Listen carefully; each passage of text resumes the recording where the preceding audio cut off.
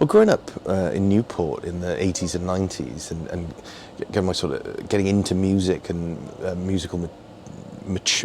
maturation of my musical taste happening in the 90s, but getting into music in the late 80s, when I was like 10, 11 years old. Young Marble Giants, being a Cardiff band, were known. You know, we knew who they were. But they were slightly mythologized. They were a band that existed in a moment that, like, they came from nowhere and disappeared immediately to us. I mean, now we sort of know the more complicated story in that regard. But that was quite important, that they were close, but they had this sort of mythology around them, like they were like gods who had come down in the ancient times and given their wisdom and then flown back off to their top of their mountain or their planet or whatever.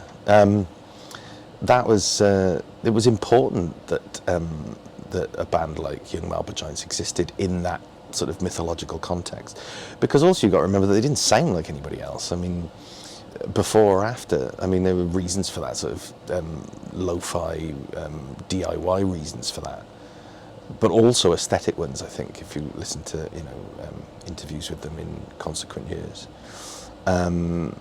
I went to see them. They reformed for what seemed like a really significant reason or a really significant moment, but in fact was a very small gig in Baskerville Hall in Cairo, just across the way from Hay-on-Wye. And I was up there for the festival, camping up there for the festival. And I remember me and a bunch of my mates walked there, and it was a fair old walk. I mean, a minute in the car, like an hour on foot, that sort of country walk. And in the rain to get there, and we got there, and it was around the back of Baskerville Hall in like this community hall. So it was kind of like a primary school hall with a very high stage and parquet flooring and all that kind of stuff.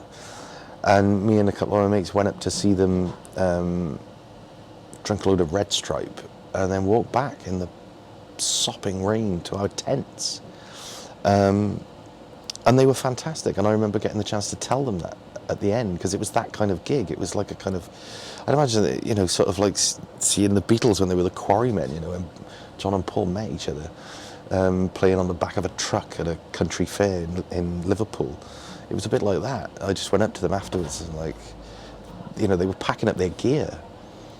The lead singer, Alison, I think, she'd become a orthodontist or maybe even a orthodental nurse or something. They'd all kind of left the music business, really. But they had this sort of,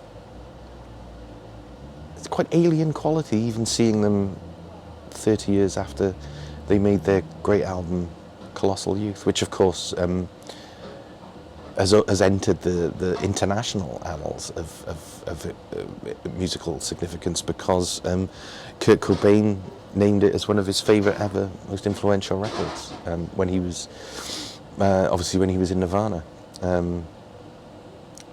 A huge accolade from a true all-conquering god of rock. But yeah, they were a hugely influential band. And knowing a little bit about just how depressing the story of them after their one album as individuals and as musicians, I think I'd prefer to remember them in mythological terms, really, like I did in the 90s.